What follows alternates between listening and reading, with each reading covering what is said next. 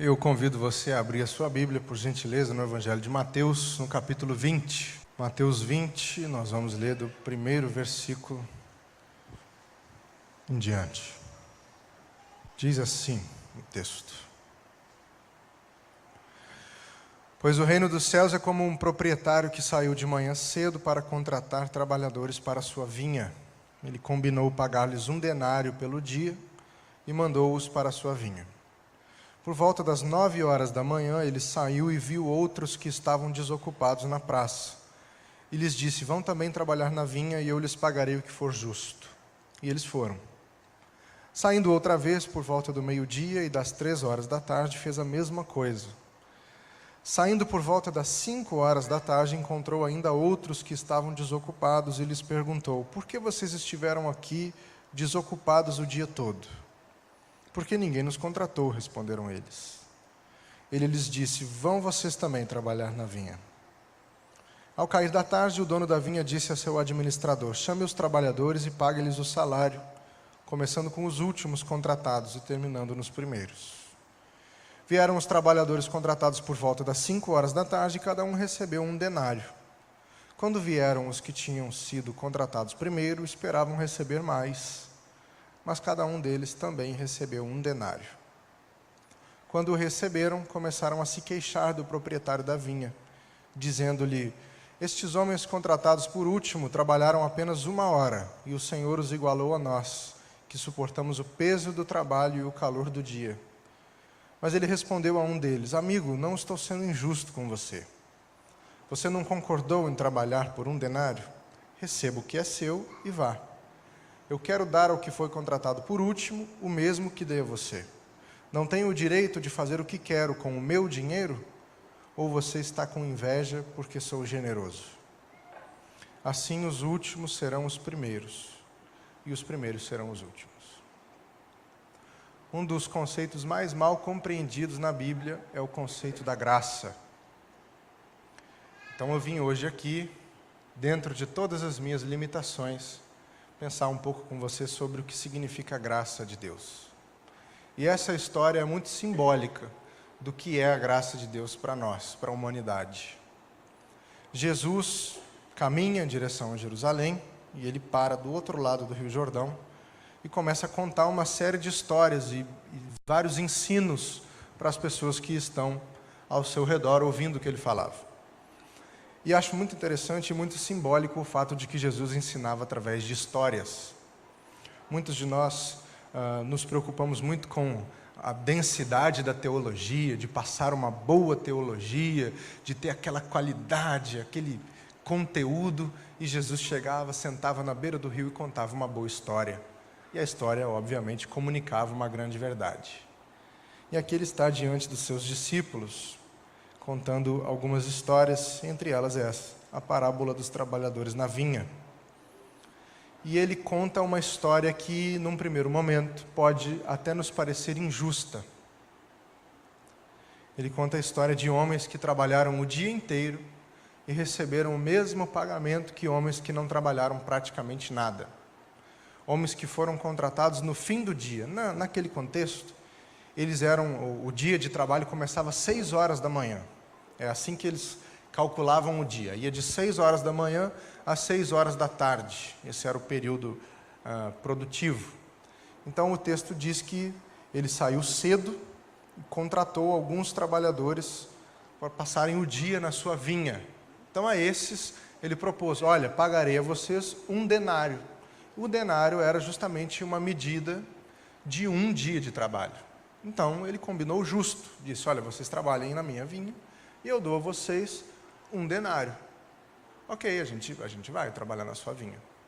E a história prossegue, e ele, não satisfeito com os funcionários que tinha trabalhando no seu campo, começa a ir atrás de outros. Então ele sai às 9 horas da manhã.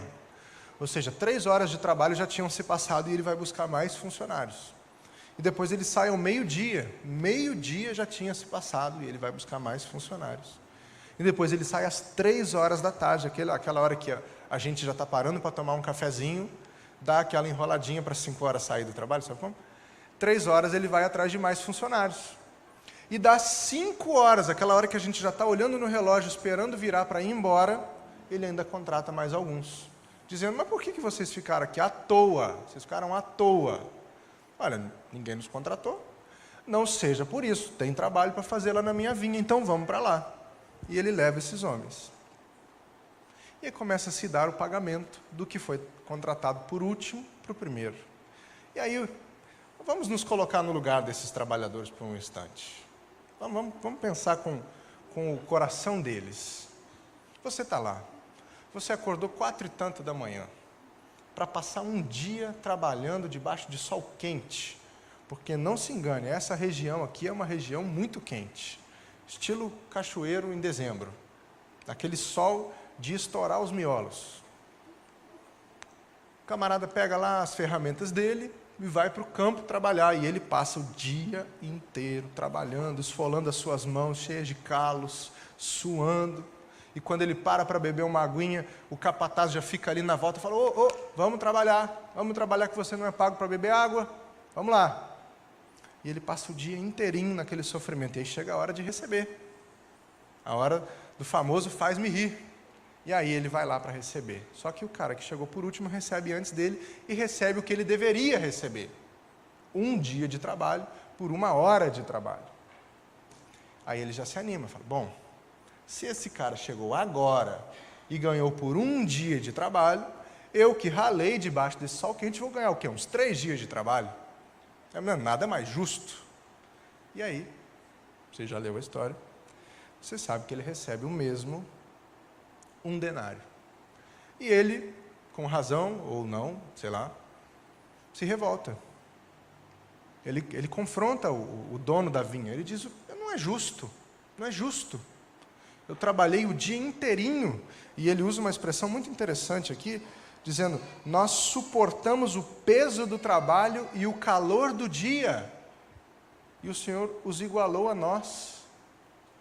E a resposta do Senhor não poderia ser outra. Ele fala, o dinheiro é meu, eu faço o que eu quiser com ele, eu pago quanto eu quiser. Combinei contigo uma coisa, cumpri, dê-se por satisfeito. Nos negócios, no mercado, é assim que é. Quanto mais produtivo você é, mais você ganha. Ou, pelo menos, deveria ser. Na teoria é assim. Se o camarada trabalha 2 horas por dia, ele vai ganhar em cima daquilo que ele trabalhou. Se ele trabalha um dia inteiro, ele vai ganhar em cima daquilo que ele trabalhou. É esse sistema de produtividade. Só que isso não tem nada a ver com o reino de Deus. E hoje, enquanto eu estudava esse texto e pensava em como refletir sobre isso de uma forma leve, eu pedi ao Senhor que não me deixasse pecar nesse sermão. Porque muitas vezes para um pregador é relativamente fácil chegar aqui em cima e balançar um dedo acusatório na direção de quem ouve, dizendo que você precisa mudar isso, isso e isso na sua vida. E eu pedi que o Senhor me ajudasse nessa noite para que isso não aconteça entre nós. Então, antes de tudo, esse sermão é uma autocrítica. Nós precisamos, meus irmãos e irmãs, aprender o que é a graça de Deus. Nós precisamos, meus irmãos e irmãs, entender como funciona a graça de Deus. E a graça de Deus, ao contrário da maneira como a gente conduz a nossa vida aqui, não tem nada a ver com mérito. Porque se a graça de Deus tivesse alguma coisa a ver com mérito, todos nós aqui estaríamos condenados já. Porque a Bíblia diz que a misericórdia de Deus é a razão de não sermos consumidos. E misericórdia e graça têm o mesmo DNA. Andam juntinhas. Não fosse isso, nenhum de nós seria salvo. Porque o apóstolo Paulo vai dizer que todos nós pecamos e estamos destituídos da glória de Deus. Nenhum de nós merece se aproximar do Santo dos Santos, do Santíssimo, daquele que é mais elevado que tudo, daquele que nenhum conceito filosófico conseguiu alcançar, daquele que nenhuma canção, mais bela que seja, conseguiu transmitir o que ele é. Nenhum de nós seria digno dessa aproximação. Então, o que permite essa troca entre nós? A graça. E ela não tem nada a ver com mérito. Esse texto aqui, ele aponta para uma coisa que existe dentro de nós, que é esse sentimento de justiça própria que nós temos. Porque a gente, de alguma maneira, acreditou que é possível separar homens e mulheres em categorias de gente classe A, classe B, classe C, gente classe Z. A gente, de alguma maneira, acreditou que a gente consegue colocar as pessoas em prateleiras, sei lá, em alas de mercado, e que tem umas que têm valor mais alto do que outras. A gente transferiu uma ideia da vida e do nosso sistema de sociedade, a gente transferiu isso para o Evangelho, não é o contrário. A gente não aprendeu isso do Evangelho, a gente inseriu isso no Evangelho, na nossa maneira de ser crente. Está entendendo isso? Isso aqui não tem nada a ver com o Evangelho, mas de alguma maneira, nós, igreja evangélica protestante, acreditamos que algumas pessoas são mais dignas do que outras. De alguma maneira, a gente conduz as nossas vidas hoje, acreditando que em algumas pessoas que estão sentadas nesses bancos aqui, não são tão dignas de algumas coisas quanto nós. E isso vai totalmente contra a ideia, o conceito da graça de Deus. A graça de Deus é justamente a ideia de que ninguém merece nada e mesmo não merecendo, recebe de Deus. A misericórdia de Deus tem a ver com o fato de que nós merecemos alguma coisa que Deus não dá. Nós merecemos uma condenação, porque pecamos e estamos destituídos da glória. Então nós merecemos isso, mas pela misericórdia não recebemos. A glória é recebermos algo que não merecemos. E não merecemos salvação. Não se engane você que está aqui me ouvindo, que você é digno de salvação. Não se engane você achando que é digno de algum tipo de bênção especial por causa disso ou daquilo. Não é. Porque todos pecamos. E não há um justo, um sequer. E quando a gente entender, assimilar essa ideia de que nós todos estamos no mesmo barco e nivelados bem por baixo, talvez a gente consiga experimentar uma dimensão mais profunda dessa graça. Talvez a gente consiga experimentar a ideia de que a graça alcança a todos, pode alcançar a todos. E que o nosso papel nessa terra, no fim das contas, é só ser canal dessa graça, é só ser mensageiro dessa graça. E aí, fazendo um link com uma reflexão que eu fiz com os irmãos alguns dias atrás, nós não temos sido exatamente o povo mais gracioso dessa terra. Não temos mesmo. Nós temos sido um povo que gosta de fechar as portas para muita gente. E de novo quero dizer, eu não estou aqui para fazer a sua consciência ficar pesada. Pelo contrário, isso é uma autocrítica em primeiríssimo lugar, e estou falando primeiro para mim, na frente de um espelho. E se isso servir para você, ótimo. Mas a verdade é que nós temos fechado as nossas portas para muita gente. E vou mais longe e digo que muitos de nós só recebemos as pessoas que nós queremos receber. Hoje de manhã eu conversava com um rapaz com uma história de vida bem confusa. E ele tem frequentado aqui a nossa igreja, e perguntei a ele, você tem se sentido acolhido na nossa igreja? Ele disse, sim, eu tenho me sentido acolhido, mas eu já passei em outros lugares em que eu não fui acolhido. Primeiro eu dei um glória a Deus disfarçado ali, porque ele se sentiu bem aqui entre nós, mas depois senti o coração ficar pesado, porque por que ele não foi acolhido em outros lugares? Por causa de alguma característica pessoal? Por causa de alguma decisão de vida? Por quê? Você já parou para pensar como algumas pessoas são muito fáceis de amar? E de novo eu vou dizer, o nosso amor tem sido extremamente seletivo. Como é fácil amar aquela pessoa que a gente já tem uma proximidade. Como é fácil amar aquela pessoa engraçada, aquela pessoa que conta boas histórias, aquela pessoa agradável de estar perto, boa de papo. Aquela pessoa que sempre convida a gente para um passeio bacana, sabe? É fácil amar. Aquela pessoa que te chama para jantar e paga seu jantar, é muito fácil. Inclusive, estamos aí. Agora, como é difícil amar aquela pessoa que é chata. Como é difícil amar aquela pessoa que senta do seu lado só para te pedir coisa.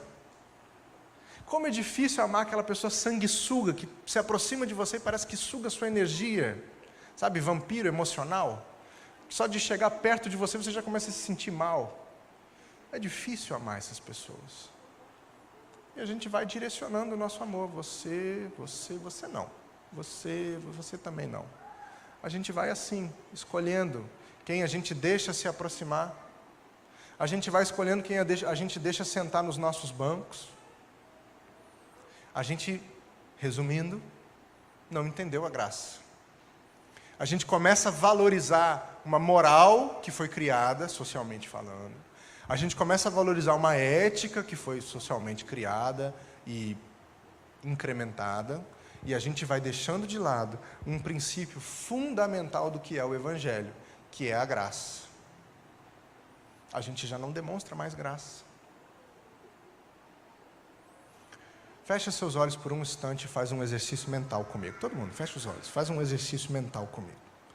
Eu quero que você pense por um instante na última pessoa que você gostaria de ver na sua vida. A última, aquela. Eu sei que você já visualizou aí essa pessoa. Agora imagina essa pessoa entrando por esse corredor. Agora, nessa hora do culto. Imagina essa pessoa sentando do seu lado para assistir um culto. O quão desconfortável você ficaria. O quanto isso iria atrapalhar a sua adoração e a sua participação em um culto. Entendeu? Pode abrir os olhos. Entendeu a ideia da graça? Eu recebi um e-mail de uma moça que participou de igrejas por muitos anos. E ela disse que ela foi deixando de participar aos poucos, por uma série de fatores, por uma série de desencontros com algumas pessoas e tal. E ela disse que hoje ela tem 7 tatuagens. E que quando ela entra numa igreja para participar de um culto, as pessoas instintivamente não gostam de ficar perto dela.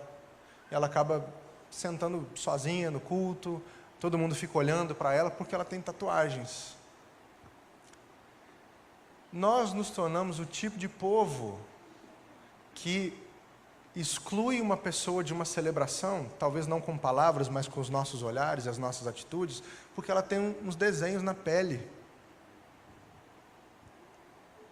Nós, igreja, nós somos, alguém já disse que os cristãos são o único exército que deixam para trás os seus soldados feridos. E como isso é uma verdade que machuca. Nós somos o tipo de povo, hoje em dia, capaz de pegar uma pessoa no pior momento da vida dela, no momento de maior dificuldade dela, e expor essa pessoa em público em nome da nossa moral. Nós somos o tipo de gente que consegue ter a coragem de pegar uma menina de 17 anos que engravidou do namorado e botar de frente para a igreja e dizer: você é pecadora, você não tem mais o direito de permanecer nesse ambiente conosco. Seu pecado foi muito público, não dá para você continuar aqui, você nos envergonha. Nós somos esse tipo de povo. Na hora que ela mais precisa de ajuda, na hora que ela mais precisa de acolhimento e de um ombro amigo, a gente bota ela aqui e faz assim: vai, e dá aquele chutezinho. Está entendendo? Porque a gente ainda trabalha com a ideia do mérito. Ela não merece estar aqui, porque ela pecou. O nosso pecadinho escondido não tem problema, porque afinal de contas ninguém sabe. A mentirinha no trabalho, tranquilo, faz parte. Pastor, se eu trabalhar só dizendo a verdade, eu perco o emprego no mesmo dia. Ah não, aí tranquilo, de boa. Se a sua consciência fica leve com isso, tranquilamente. Ah pastor, se eu pegar todos os recibos lá, eu vou quebrar. Não vai dar, porque é muito imposto. Então, beleza. Se a sua consciência fica em paz, tranquilo. A fofoquinha, aquele caminhão de fofoca que a gente faz da vida dos outros, sem problema. O problema foi a menina que transou com o namorado e engravidou. A que não engravidou, a gente não tem problema com ela. Porque ela soube fazer, entendeu? Ela fez direitinho. A que deu mole e engravidou, aí essa a gente pega e fala, filha, vai, não dá para você mais. A gente não sabe demonstrar graça mais. Ah, pastor, então está dizendo para passar a mão na cabeça da menina e deixar por isso mesmo? Não, não é isso. A gente não vai passar a mão na cabeça de quem errou e dizer, olha, é isso aí mesmo, a vida segue, não tem nada a ver, não é isso. Mas a gente acolhe, a gente ajuda, a gente caminha junto. É isso que é ser igreja. É isso que é ser corpo. Se ela faz parte de mim, de maneira nenhuma eu posso jogá-la fora. Essa ideia de corpo que o apóstolo Paulo aborda na Bíblia e que a gente ainda até hoje não assimilou. O fato de que eu faço parte de você e você faz parte de mim, e que se alguma coisa te machuca, ela me machuca também. E que se você celebra uma vitória, essa vitória é minha também. Sabe um negócio que eu gosto muito como pastor? É participar de culto de ação de graças. Isso me alegra. Porque é muito bom compartilhar da alegria de alguém. A pessoa conseguiu um emprego novo, aí ela faz um cultinho de ação de graça na casa dela. Pastor, vai lá, faz uma oração por nós. Claro, que alegria. As pessoas chamam o pastor para visitar no hospital, para fazer o velório, para fazer não sei o quê, mas na hora de celebrar, pode chamar também, não tem perigo não, o pastor vai. É que a gente ainda não assimilou essa ideia, a gente continua vivendo debaixo da ideia do mérito. Eu estou falando de reino de Deus, tá bom? Meu assunto aqui é reino de Deus e eu não quero que você confunda as estações aqui. As implicações disso têm a ver com o reino e como nós conduzimos a nossa vida. E nós deixamos de ser esse veículo de graça. Se a gente tivesse essa verdade gravada no nosso coração, a gente ia entender que aquele que chegou depois, não é que eu mereço mais que ele, nem que ele merece menos que eu. Nem eu, nem ele merecemos. E que o Senhor da vinha dá porque é misericordioso e generoso. Amém?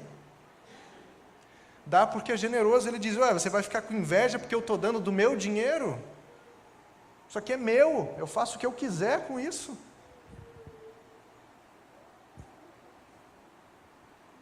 Graça, uma graça que nos escandaliza.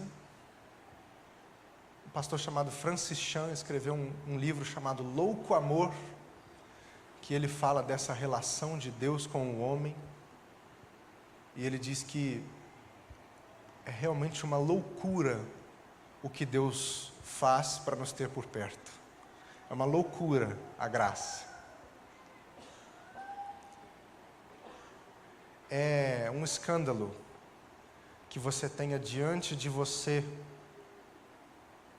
hoje, pregando um texto da Bíblia, alguém que já usou tanta droga, alguém que já consumiu tanta bebida e já fez tanta coisa errada na vida. Mas é a graça. Eu não mereço e Deus vai saber por que me dá essa oportunidade. E toda vez que tem essa oportunidade, me encho de tremor e de temor diante do Senhor.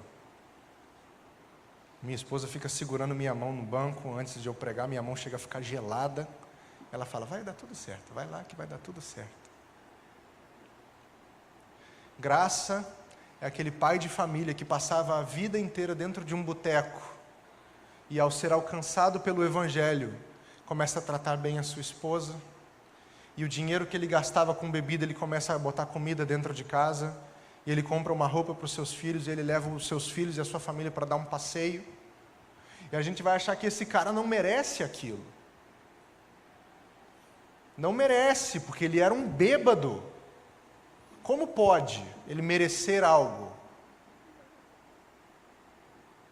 Como pode, nesse texto, um desocupado, para não usar uma palavra mais pesada, mas que você já captou aí, um desocupado receber a mesma coisa que um trabalhador? É a graça de Deus. Uma vez uma pessoa veio me questionar sobre as pessoas que se convertem na cadeia. E ela me disse assim, é muito fácil, né, pastor? A pessoa mata, a pessoa estupra, a pessoa rouba, aí ela chega na cadeia e ela vira evangélica. É muito fácil. Porque tudo que ela fez não conta, ela não vai pagar por aquilo. Bom, primeiro que não é fácil estar preso, né? Ainda mais nesse sistema precário que a gente tem de cadeias no Brasil hoje. E segundo que é para escandalizar mesmo, porque se Deus quiser perdoar, quem somos nós para dizer que não? Aí quando a Bíblia diz, clama a mim e será salvo tu e a tua casa. Aí a gente pensa, como pode, Senhor? Então o cara apronta todas durante a vida, e aí na reta final o cara se arrepende e fica por isso mesmo? Olha, é isso aí. O reino não é meu, o reino é de Deus. A regra é Ele que faz, e entra quem Ele quiser. Mas isso nos machuca, né? Imagina o casal Nardoni. Vocês lembram do casal Nardoni, que mataram aquela menininha e tal, e estão presos há não sei quantos anos? Imagina o casal Nardoni se converteu na cadeia. E aí eles entenderam que tinha uma boa oportunidade de vida para eles em Cachoeiro do Itapemirim. E eles resolvem começar a frequentar a PIB. E eles querem trabalhar no Ministério Infantil. Pô, peguei pesado, né? Mas vamos lá, é para forçar a amizade mesmo. Aí o casal Nardoni quer trabalhar lá na classinha. Pai e mãe, fala para mim, você deixa? É ruim, hein? Que vai ter de criança passando mal daqui para frente. Cadê seu filho? Eu não vi na classinha. Ah, pastor, está passando mal. Está com a gripezinha. Ai, Jesus, tem misericórdia de nós. Eu estou forçando o exemplo para você entender que a graça alcança. Assim como ela me alcançou e assim como ela te alcançou, ela alcança quem quer que seja. Ainda que isso exceda o nosso senso de justiça. Ainda que isso vá muito além do que a gente acha justo e correto e bom. É a graça. E a caminhada de Jesus é repleta de episódios desse tipo. Repleta. Um pouquinho antes dessa história, Jesus ali cercado dos seus seguidores, no capítulo 18, ele conta a parábola do servo impiedoso. Um homem que devia uma quantia impagável para o rei. E aí o rei manda chamar, fala aqui, chama lá o fulano que eu preciso conversar com ele. Os servos do rei levam esse homem à presença do rei e dizem assim, e aí, você não vai me pagar não?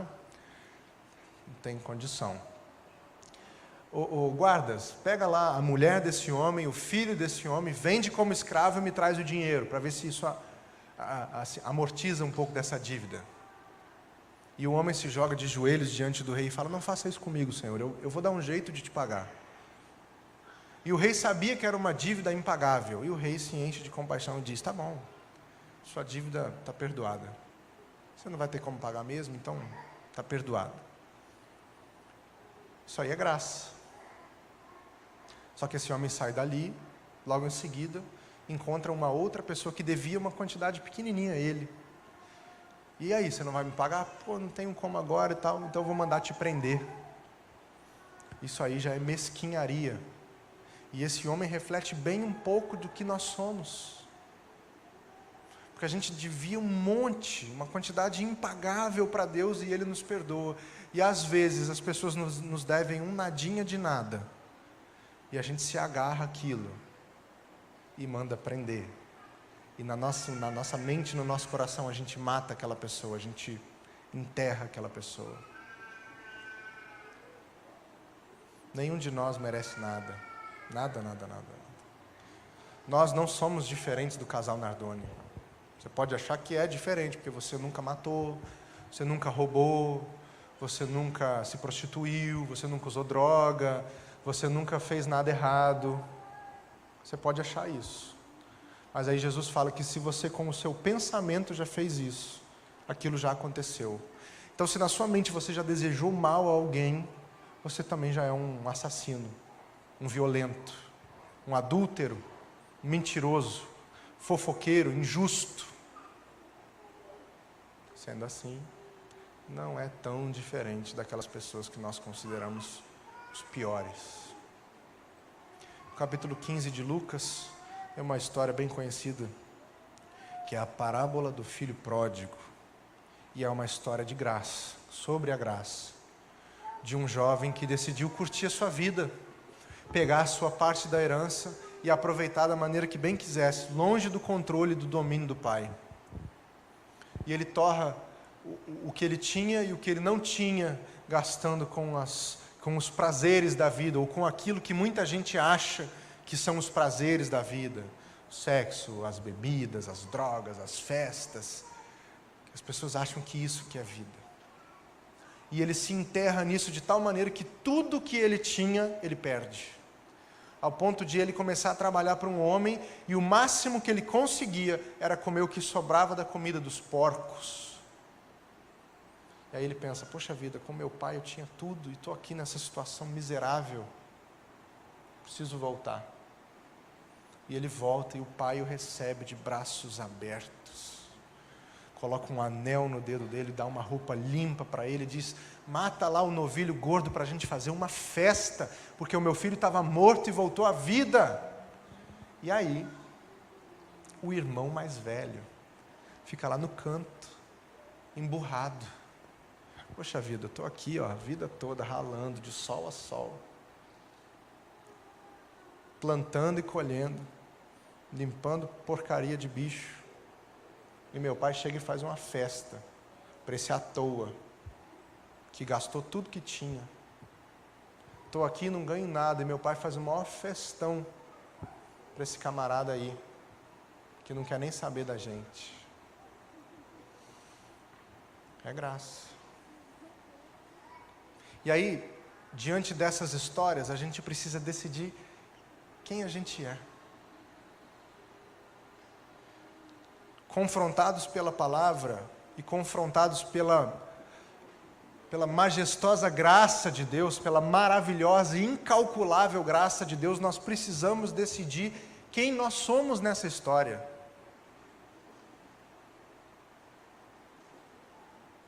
Quem é você nessa história? Você é aquele trabalhador que começou o dia e ralou o dia inteiro, e na hora que vê alguém chegando depois de você e ganhando alguma coisa, você já se morde, você já acha injusto, você já fica...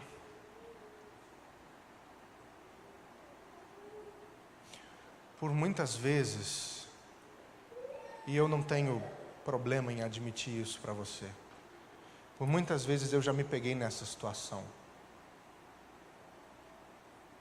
de agir igual esse homem, aquele que rala o dia inteiro, faz tudo, e vê alguém chegando depois, ganhando alguma coisa. Já aconteceu comigo. Sabe aquela expressão, poxa, o cara chegou agora e já vai sentar na janelinha? Sabe? Pô, camarada nem fez nada, já vai com a camisa 10 e capitão do time? Essa sensação nos atinge de vez em quando. No reino de Deus, isso não deveria ter lugar. Não deveria ter lugar entre nós. Sabe, Jesus falando com seus discípulos e fala sobre os jogos de poder que existem na sociedade. E aí sim, Jesus está falando de uma coisa que tem implicações muito além do reino, mas também nas nossas relações sociais, econômicas, políticas, etc. Jesus falando para os seus discípulos que na sociedade, no mundo, vai ter vários jogos de poder. Porque entre os discípulos tinha. Entre os discípulos tinha o que queria sentar no lugar de honra. Entre os discípulos tinha aquele que chegou perto de Jesus e fala, Senhor, lá no céu, Senhor, deixa eu sentar na sua direita, o lugar de honra. E Jesus chega e diz assim, você não sabe o que você está me pedindo. Não sabe. E aí Jesus percebe que isso existia entre eles e ele diz assim, olha, lá fora isso acontece. Lá nessa sociedade corrompida em que nós vivemos, isso acontece. Mas entre nós, não será assim. Amém? Jesus falando, não é pastor Edu falando, é Jesus falando. Eles agem de um jeito, mas entre nós será diferente.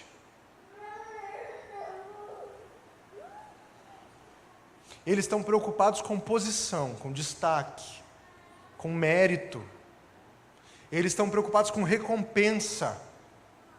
Mas entre nós não será assim. Porque o rei cuida de nós. Amém? Ele cuida. Ele diz, olha, vocês não se preocupem aí com comida, com bebida, com o que vão vestir. Não se preocupem. Porque o Pai de vocês sabe o que vocês precisam. E nem Salomão, em toda a sua glória, se vestiu como uma flor do campo se veste. E Jesus coloca toda a glória humana, e todo o luxo humano, e todo o glamour humano no lixo, dizendo que uma flor do campo é mais bonita que isso. Entre nós não será assim. E nós precisamos decidir quem nós vamos ser nessa história. Se esse trabalhador que reclama porque o outro ganhou alguma coisa, se o filho mais velho que se vê injustiçado porque o filho mais novo recebeu uma festa, se vamos ser como o filho mais novo que abriu mão do que tinha para curtir a vida, se vamos ser como esse desocupado que não tinha trabalho, não queria trabalhar, a gente não vai saber qual era a situação dele. Quem nós somos aqui? Meu desejo para mim e para você é que a graça de Deus inunde o nosso coração. Mas inunde o nosso coração de uma tal maneira que a gente só consiga passar ela para outras pessoas. E que no dia que entrar uma pessoa toda rabiscada aqui, e fique sabendo você que esse pastor aqui também tem um monte de tatuagem para o seu escândalo. No dia que entrar uma pessoa toda tatuada, toda rabiscada, cheia de piercing, cheia de brinco na cara, a gente fala, seja bem-vindo em nome de Jesus, porque aqui é lugar para você. Amém? E quando entrar um cara caindo de bêbado por aquela porta, em vez da gente dar um jeito de remover ele para o cantinho para ele não atrapalhar o culto, a gente diga assim, seja bem-vindo no nome de Jesus, porque aqui é lugar para você. Entendeu? É a graça, e a graça abraça a todos, não é a gente que decide quem ela abraça. Esse é meu desejo para mim e para você, que ela nos inunde de tal maneira que só nos reste transmiti-la a todos e todas que cruzarem o nosso caminho. E que Deus assim nos abençoe.